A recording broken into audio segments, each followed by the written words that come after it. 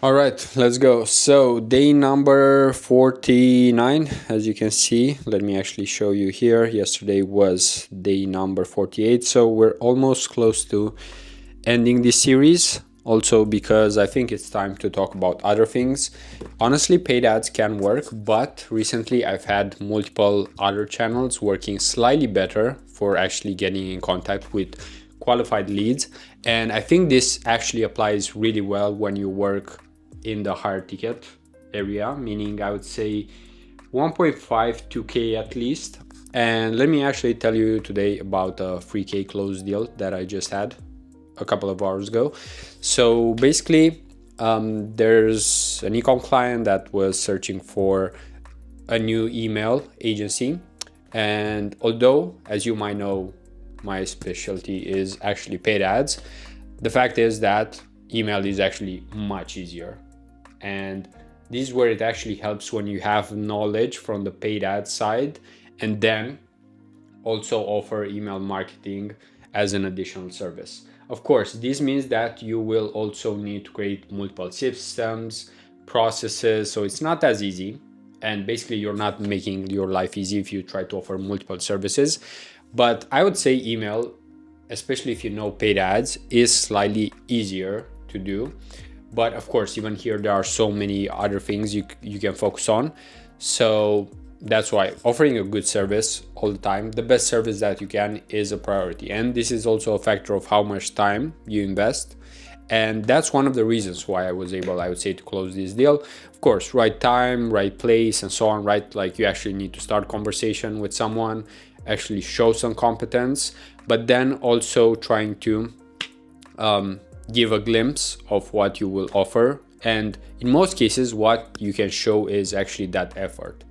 And it wasn't anything fancy on my end, I would say. It's a proposal, a deck, a pretty long deck, and also some new redesigns of an email. So some value there. But of course, I didn't do the designs, because I'm not a designer. So I'm aware where I can actually do the work and where I can't. And this is where, if you want to be an agency owner, you could do some of the work, but some of it you definitely need to give it to someone else who might actually be more capable, or even if they are not more capable, they have more time.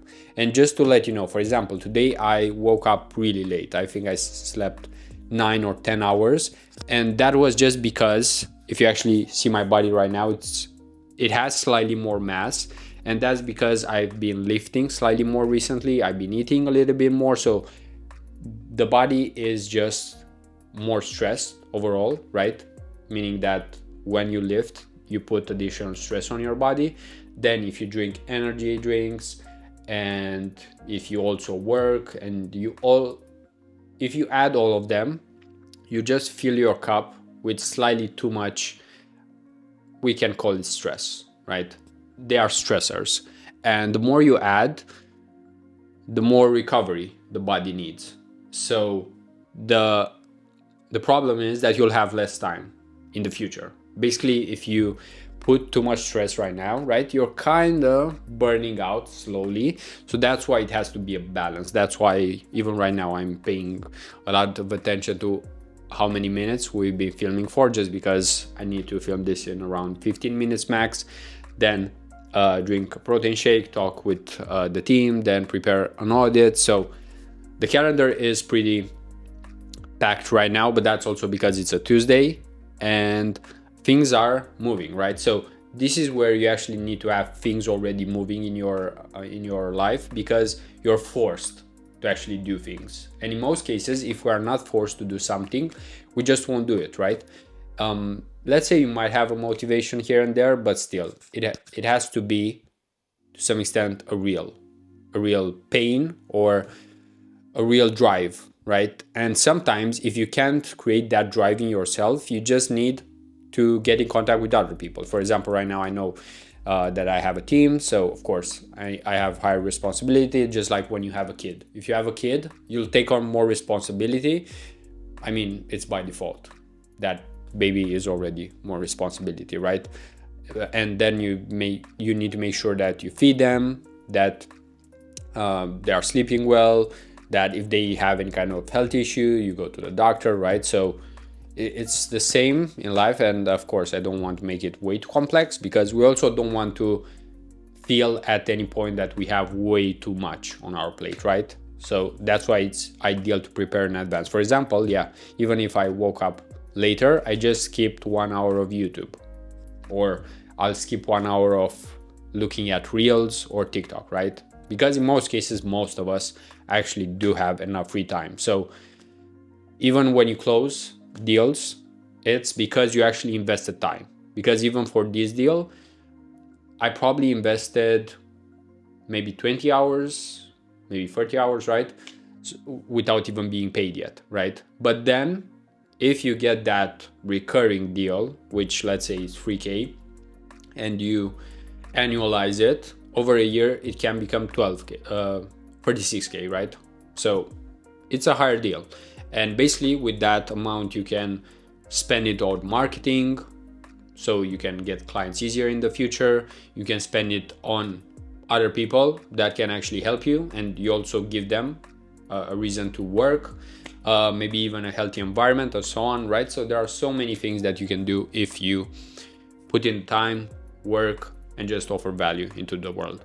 But not to make this, I guess, motivational and so on, let's also look at the ad account, because slowly I will probably end the paid ad series here with the B2B ads.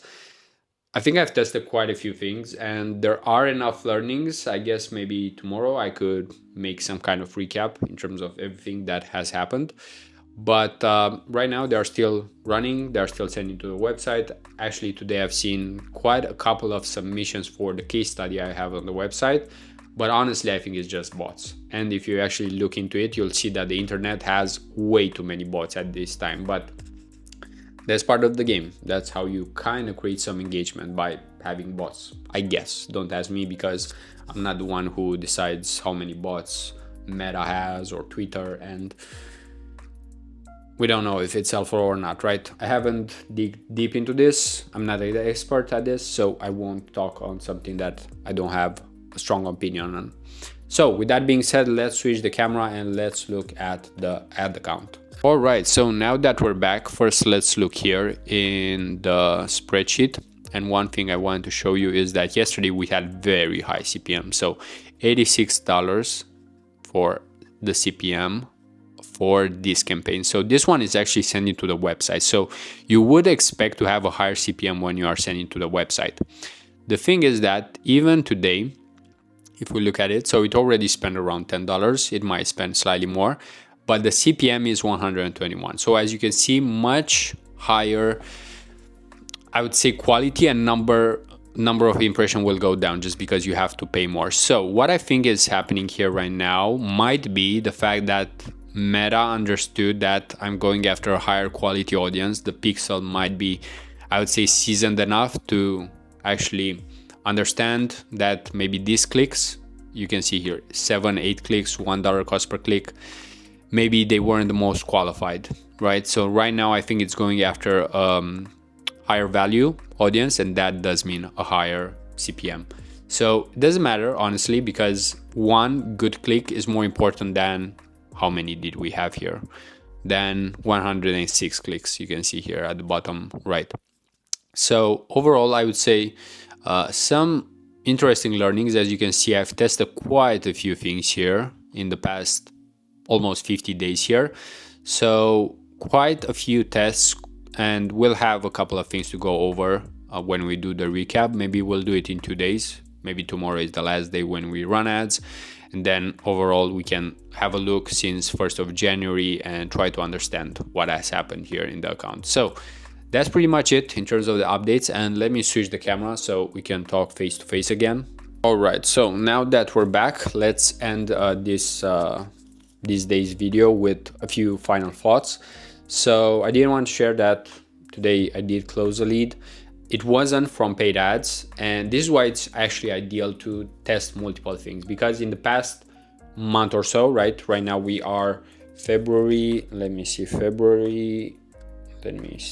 18th, right? So almost 50 days since 2025 started, and what I can say is that I've tested paid ads, I've tested cold email, I've tested having an appointment setter, and all of them can work, meaning that I did get in contact with multiple people with all of them, but I've also had another platform, an external platform, where I've met brands. So that has actually worked the best. And that's why it's really important to test out multiple things. And this is something that you can do even with food, with sports, with whatever. Just test out multiple things, see what works best, what you enjoy, what you like, what's in your circle of competence, maybe, let's say, right? Because some of us could be more comfortable on sales calls, some of us could be more comfortable in other ways, in terms of selling through DMs, maybe. So there are multiple ways, and that's the beauty, I would say, the fact that everyone has their own style and their own service, because it's always a mix, right? For example, I am a person who is more into analyzing, so looking at data could actually be part of the strengths, right? While the creative side, maybe less so, right? That's something I am, let's say, competent, but it's not a skill that's maximized. And that's why there's always going to be room for different partners, agencies, and so on, just because everyone offers something different. But with that, we'll keep it brief here, less than 12 or 11 minutes. So as in the beginnings of this series. And that's pretty much it for today. Hope, as always, that you got something out of it. And basically, see you tomorrow. And until next time, peace out.